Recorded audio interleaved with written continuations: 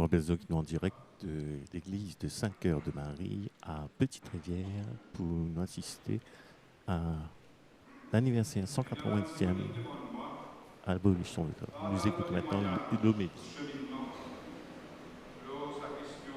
La question créole et l'esclavage. Je veux bien dire, ce chemin qui m'a fait faire, c'est un chemin de conversion. Un chemin qui m'a fait faire au milieu du peuple créole. Et grâce à l'amitié et au soutien de beaucoup de confrères prêtres et d'amis créoles. Grâce aussi à l'interpellation. Un chemin qui n'est pas encore terminé. Si je me rappelle un peu quand on commence à poser, moi, cette question-là, je me rappelle, c'était en 1985. Première fois, après 150 ans, qui nous finit célébrer l'abolition de l'esclavage par la messe qui Monsieur Margeau dit à Sainte-Croix. Il m'a fait poser ma question. Tout ça 150 ans-là, nous pas une pense à ce moment-là, nous pas une rendre grâce. Pour autant, l'abolition de l'esclavage, c'est un des moments plus importants dans l'histoire de nos pays. Un moment sur l'importance, pareil comme l'indépendance. Parce que chaque fois, c'est la liberté du peuple qui fait reconnaître dans la loi.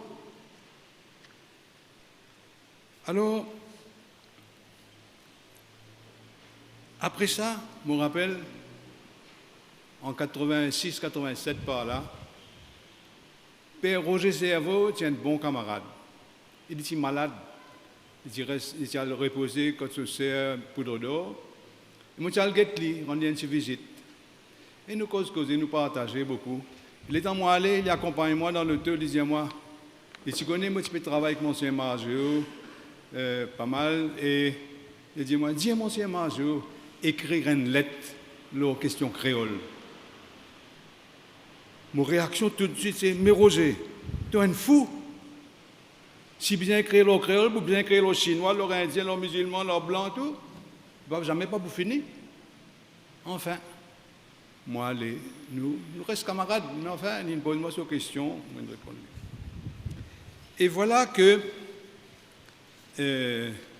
en 1993, 1er février 1993, Roger Cerveau tient un grand un rassemblement pour célébrer l'abolition de l'esclavage. Et c'est là-dedans que Roger dit qu'il pousse au cri, sa grand cri, qui, quand il disait la souffrance, la grande souffrance des créoles, et que l'Église pas peut comprendre sa souffrance-là, pas peut faire rien. Ça fait lève un grand bouleversement dans la vie de l'Église. Beaucoup de monde tu peux commenter ça, tu peux cause pour, contre. Et un journaliste, le temps donne compte rendu de ça, on appelle ça le malaise créole. Roger Cerveau cause ça le 1er février 1993. Moi, le 15 mars 1993, 6 semaines après, mon fin besoin prend accepter la succession de Monseigneur Margeau et prend charge du diocèse de Port-Louis. Et, quand on prend charge, on vient dire, tout le monde prêtre, tout le monde laïc dans l'église, discute-leur là, partage-leur là, c'est comprend, qui manière nous réagir, alors ça crie de Père Roger Cerveau. Et première lettre pastorale qu'il m'a écrite, c'est sur la question créole. Ce n'est pas Roger qui t'y fou, c'est moi qui t'y fou. Parce que je ne comprends ce qui peut passer. Alors, et puis, Roger finit dire moi une autre. J'ai une difficulté pour comprendre ça, je bien reconnaître, j'ai beaucoup de difficultés. Et je me rappelle les temps où je suis nommé évêque de Port-Louis par le pape Jean-Paul II. beaucoup, la Gazette fait interview, etc. Et dans chaque interview, il y a une question qui revenait tout le temps. Qui fait un créole pas fin nommé évêque de Port-Louis? Chaque fois. Alors, après le temps, comment dire, moi un peu fatigué avec cette question-là. Alors, moi, le guette Roger encore un coup. Je me demande, mais qui fait de me poser cette question-là tout le temps? Roger me dit moi une parole qui ne m'a pas oublié jamais. Il dit moi, il peut te demander toi, est-ce qu'il est capable de comprendre le peuple créole, sous souffrance, sous l'espoir?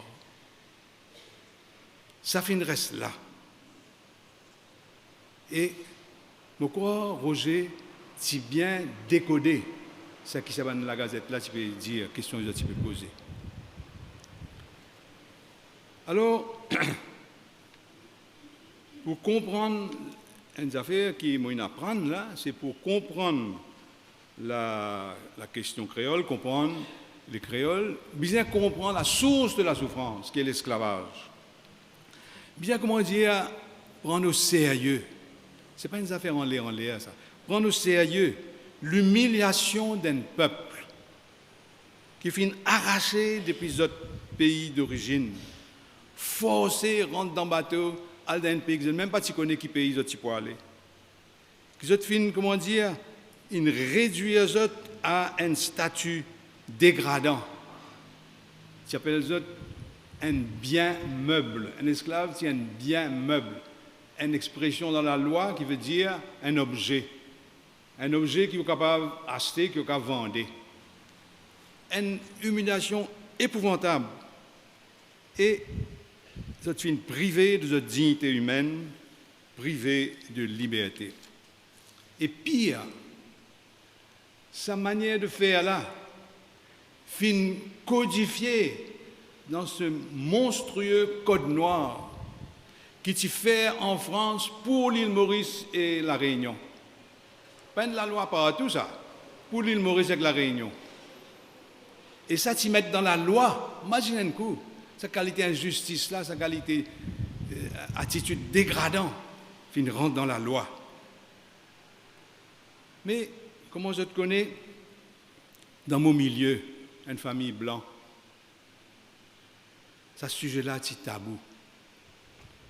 Pas de cause du tout.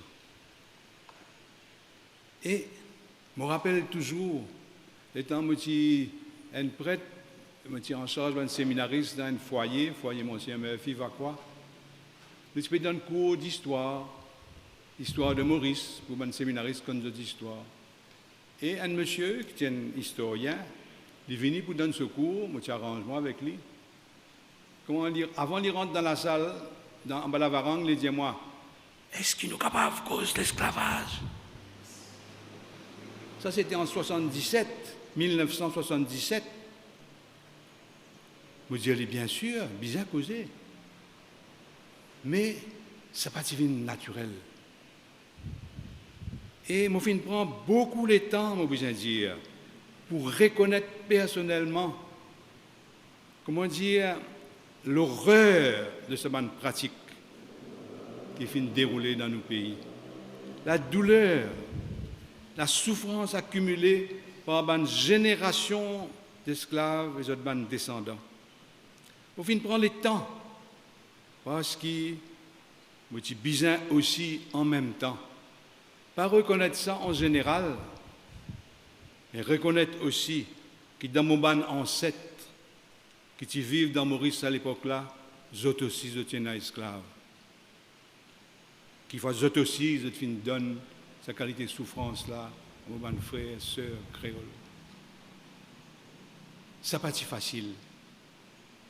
Parce que ça me fait monter dans où la honte et un grand désir demande pardon. Mais en même temps, il ne faut pas être capable de juger mon ancêtre, condamner les autres, leurs critères qui nous ont aujourd'hui. Monsieur Nagapen me rappelle, tu expliques nous ça bien souvent. Quand je finis d'écrire sur un livre, en particulier sur le marronnage, Explique-nous que, ça à l'époque-là, comment dire, l'esclavage s'est installé dans un pays et tout travail manuel, pour faire travail manuel, tu as besoin d'un esclave. Et ça à l'époque-là, mon père était un esclave. Même un ancien esclave qui s'est libéré, les autres aussi étaient un esclave. Pas capable de faire autrement. Et il dit à nous, il ne faut pas dire qu'ils sont parfaits. Il ne faut pas dire ça. Il ne faut pas dire qu'ils n'ont pas une faire une injustice. Il ne faut pas dire ça. Mais, comment dire, vous êtes même, vous êtes autant esclaves de cette manière de faire injuste que les autres qui tu peux souffrir. Vous êtes esclaves, vous ne pas t'y connaître. Enfin, je me rappelle une expérience qui finit de moi beaucoup pour accepter ça et demander pardon. Dans les années en 2000-2010, je fais partie d'un groupe d'évêques africains où tu peux se joindre dans différentes capitales de l'Afrique et même à Maurice une fois. C'est un groupe-là qui s'appelle SHEAM, Symposium des conférences épiscopales d'Afrique et de Madagascar. Et un jour, nous sommes à Dakar, dans le Sénégal. Et là-bas, ban qui organise sa réunion-là, de dire, annuel sur l'île de Gorée, là, quand beaucoup d'esclaves s'y rassemblés avant d'être expédiés en Amérique et dans l'océan Indien. Et on a sur mémoire sur l'île de Gorée. Alors, nous allons visiter ça.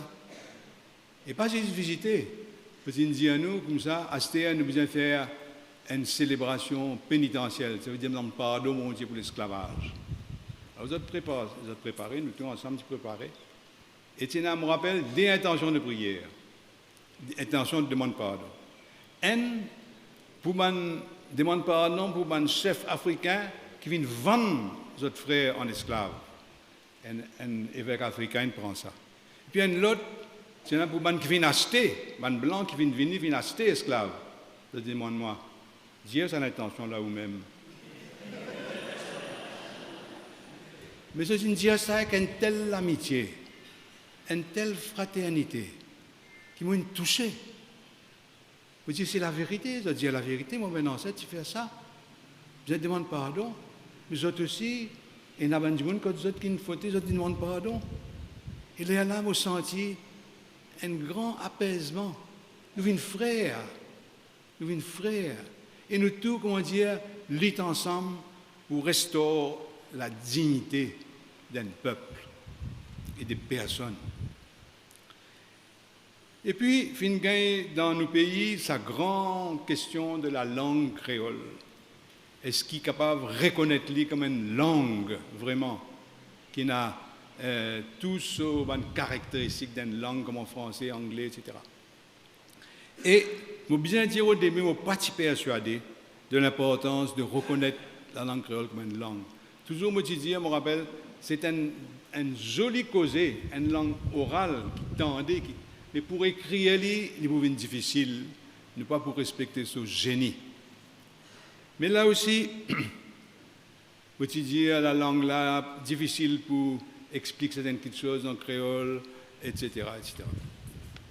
Et puis, toujours grâce à mes camarades, vous pouvez comprendre quelque chose. C'est que si vous êtes content de respecter la dignité d'une personne humaine, vous devez respecter sa culture. Pas dire que sa culture moins que sa culture. C'est sa culture, la culture d'une personne humaine, vous devez respecter. Et pour respecter la culture d'un monde, nous devons respecter son langage. Le langage fait partie de la culture. Parce que le langage créole, ce n'est pas si c'est un langage qu'on apprend dans le livre, c'est le langage qu'on appelle le langage de la case maman. Ça veut dire le langage que ce maman fait une cause avec lui, fait des débuts, fait des vignes, du monde qui va causer des bouts de pieds. Nous devons respecter ça. Parce qu'un langage, pour me dire, ce n'est pas juste un sujet qu'on apprend dans l'école, ça. Une question qui touche nous dans nos profonds. Et les temps nous finissent avancer dans le pays pour reconnaître sa langue-là, C'est vrai, pas moi tout seul, mais beaucoup de personnes finissent découvert la grande valeur de la langue créole pour l'île Maurice. C'est la seule langue qui finit prendre naissance dans ce pays-là. Tous les autres langues importées. Seul langage qui finit né dans ce pays-là. Et il finit né pourquoi? Pour capable de communiquer entre personnes qui sortent dans différents pays, différents continents. Ça veut dire que c'est, comment dire, ciment du peuple mauricien. C'est pourquoi il mérite un grand, grand respect. Tous les autres, la langue ne peut pas prendre dans le livre. Ça, la langue là, quasiment ça. Pas besoin de livre pour apprendre lui. Il est là dans nous les cœurs. Et c'est pourquoi, quand nous amènons la langue créole dans l'église, quand nous commençons à faire un grand effort pour traduire la Bible en créole, un grand effort qu'il faut faire en lien avec mon prêtre anglican, Monseigneur Stelio qui est là,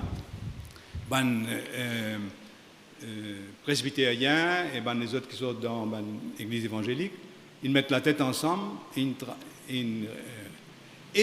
je besoin dire moi-même, je reconnaître comme autant un passage de la Bible en créole qui touche moi beaucoup.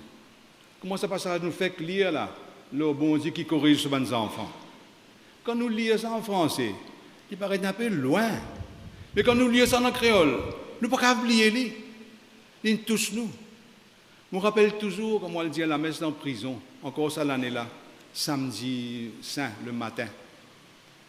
Le prisonnier nous prépare la messe et nous prépare toute cette lecture là qu'il nous fait dans sa veillée-là. Moi, je tente ça là, lire cette lecture-là en créole. Je suis obligé de dire, jamais je ne peux pas comprendre cette lecture-là jusqu'à ce jour-là, cette quantité-là. Moi, je connais, oui, je suis capable de dire un point numéro 1, point numéro 2, point numéro 3. Mais ça va être tout moi. Comment je tente ce prisonnier-là, cause, par exemple, la libération de l'Égypte, dire aux autres souffrances, crier devant bon Dieu, libère les autres. Mais la langue créole, tout seul, qui a fait ça. Ben à l'autre. Et il est important aussi de mon chant liturgique. Quand nous chantons en créole, mon chant, Père Grégoire et les autres du monde. Comment dire, ils sortent naturels, ils sortent comme la source de vie dans nous. Alors, je remercie tous les prêtres qui composent les chants, tous les prêtres, les laïcs aussi qui composent les chants, qui traduire la Bible. C'est un grand, grand service qui nous rend à la parole de Dieu, qui est capable de résonner dans les cœurs comme un langage, la case maman. Bon Dieu, c'est comme un papa, une maman qui cause avec nous. Enfin, je besoin de dire, comme je réfléchir là, comme je essayer de rewind mon cassette, rappelle mon événement. Et quand on arrive à la fin, je dis à moi comme ça, faut-il croire? Moi, prêtre, évêque de Port-Louis, je suis capable de faire quelque chose pour libérer mon bon frère. Je suis besoin de reconnaître ces autres qui finissent libérer moi. Comment capable de cause comme ça devant les autres aujourd'hui? Ce n'est pas si capable, ce n'est pas si possible. C'est pas parce qu'il y a un camarade, un frère, qui interpelle moi, qui aide-moi à comprendre, doucement, doucement, très lentement même, mais aujourd'hui, vous sentez un bonheur, un grand bonheur qui est capable de faire sa chemin. Il n'est pas terminé, je ne vais pas dire que je pas fait, il n'est pas terminé, mais je trouve qu'il y a une libération là-dedans. Comme dit ça chanté là, Amazing Grace. Yes. Alors nous